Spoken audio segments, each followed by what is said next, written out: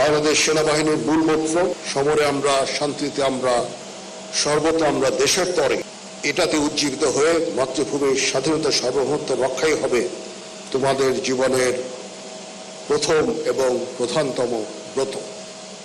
সেনাবাহিনী এমন একটা প্রতিষ্ঠান যেখানে শৃঙ্খলা প্রধান চালিকা শক্তি। এখানে সকল বিষয় নির্ধারিত নিয়ম, প্রথা ও অনুশাসন দ্বারা পরিচালিত হয়ে থাকে। যে কোনো বিষয়ে চূড়ান্ত সিদ্ধান্ত নিতে নিজের বিবেকের দ্বারস্থ হবে। তোমরা ভুলে যাবে না, তোমাদের গড়ে তুলতে দেশের খেটে খাওয়া মানুষের অনেক অবদান রয়েছে।